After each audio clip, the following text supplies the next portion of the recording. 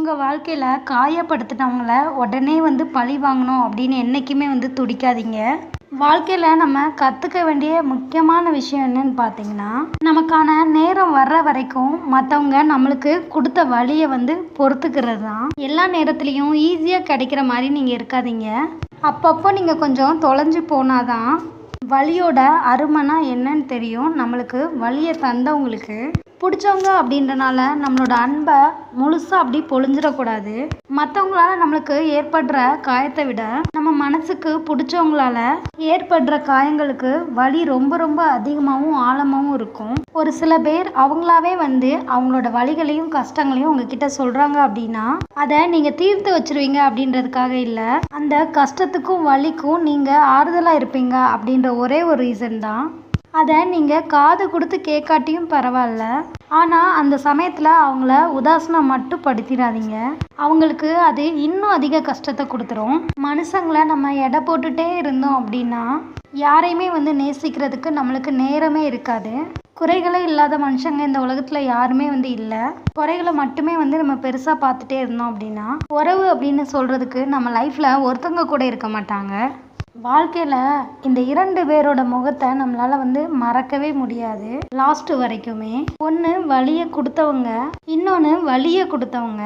வலியை கொடுத்தவங்கள பற்றி மட்டுமே நம்ம யோசிச்சுட்டு இருந்தோம் அப்படின்னா வலியை கொடுக்குறவங்கள நம்மளுக்கு தெரியாமலே போயிடும். வலி அப்படின்றது அவங்கவுங்களுக்கு வரும்போது தான் தெரியும். அதை மற்றவங்களுக்கு கொடுக்கறது பார்த்திங்கன்னா ரொம்ப ரொம்ப ஈஸி. அதை அனுபவிக்கும் போது தான் அது எவ்வளோ கஷ்டம் அப்படின்னு தெரியும்.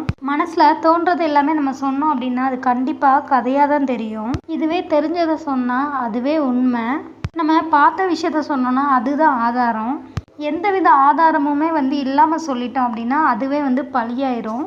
எதையுமே பேசுகிறதுக்கு முன்னாடி கொஞ்சம் யோசித்து நிதானமாகவே பேசுங்க.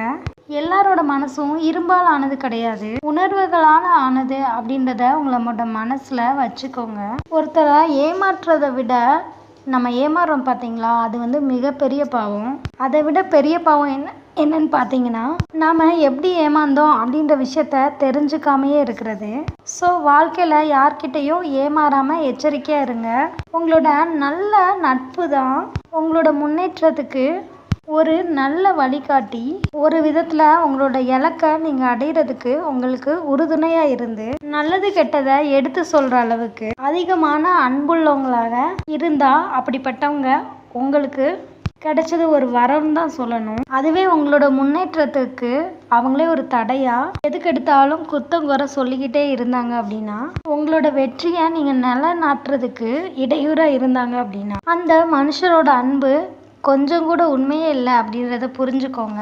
அப்படிப்பட்டவங்க உங்களோட முன்னேற்றத்துக்கு லாஸ்ட்டு வர உங்களுக்கு இடைஞ்சலாக மட்டும்தான் இருப்பாங்க அப்படின்றது தான் நிதர்சனமான உண்மை. நீங்கள் கவனமாக அப்படிப்பட்டவங்கள விட்டு உங்களோட வாழ்க்கையில் விலகி செல்றது உங்களுக்கும் உங்களோட எதிர்காலத்துக்கும் ரொம்ப ரொம்ப நல்லது. புத்தகத்தை மட்டும் இல்லை, நம்ம கூட இருக்கிற ஒவ்வொரு மனுஷங்களையும் படித்து புரிஞ்சுக்க பழகிக்கோங்க. இங்கே புத்தகத்தை விட மனுஷங்க தான் நம்மளுக்கு நிறைய பாடத்தை லைஃப்பில் கற்று தந்துட்டு போகிறாங்க.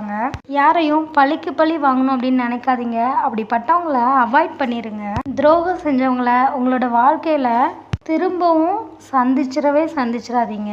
உங்களோட வேதனையை பார்த்து பல பேர் சிரிக்கலாம், ஆனால் உங்களோட சிரிப்பை பார்த்து யாரும் கஷ்டப்படாமல் நடந்துக்கோங்க. முடிஞ்ச வரைக்கும் எல்லார் கூடயுமே ரொம்ப அன்பாகவும் கருணையாகவும் இருங்க. அது எந்த உயிரினமாக இருந்தாலும் சரிதான். ஒரு இடத்துல நீங்கள் காட்டுற அன்பும் கருணையும் உங்களுக்கு கோடி மடங்காக திருப்பி கிடைக்கும். வருகிற காலங்கள் எல்லாம் தொலையாமல் இருக்க போகிறதில்ல. இருக்கிற காலத்தில் மகிழ்ச்சியோடு வாழ்கிறதுக்கு எல்லார் கூடயும் பாசமாகவே இருந்துட்டு போயிடலாம், தப்பே இல்லை. இன்னைக்கு இருக்கிற நம்ம நாளைக்கும் இருப்போம் அப்படின்றது நிச்சயம் கிடையாது. நம்ம இருக்கிற வரைக்கும் யாருக்கும் சந்தோஷத்தை கொடுப்போமோ இல்லையோ, யாருக்கும் எந்த வகையிலையும் கஷ்டத்தை கொடுக்காம இருந்துட்டு போயிடலாம். நீங்கள் சந்தோஷமாவோ துக்கமாவோ இருக்கிறத வேற ஒருத்தங்களோட முடிவு செய்ய முடியுது அப்படின்னா அதுதான் இருக்கிறதுலே மிக மோசமான அடிமைத்தனம். நீங்கள் மகிழ்ச்சியாக இருக்கிறத யாரும் தடுக்கிறதுக்கும் கெடுக்கிறதுக்கும் நீங்கள் இடம் கொடுத்துடாதீங்க. அப்படி நீங்கள் இடம் கொடுத்துட்டா வாழ்க்கை ஃபுல்லாக உங்களை அவங்க ஆட்டி வைப்பாங்க. அந்த இடத்துல உங்களோட உணர்வுகளும் உரிமையும் ஊமையாக போயிடும். ஸோ இது மாதிரி அடுத்தடுத்த யூஸ்ஃபுல்லான வீடியோஸ்க்கு நம்ம சேனலை மறக்காமல் சப்ஸ்கிரைப் பண்ணிக்கோங்க. பெல் ஐக்கானை கிளிக் பண்ணி ஆல்ன்ற சிம்பலை ப்ரெஸ் பண்ணிக்கோங்க. அப்போ தான் நம்ம போடுற ஒவ்வொரு வீடியோஸும் உங்களுக்கு இமீடியட்டாக ரீச் ஆகும். தேங்க்யூ. உங்கள்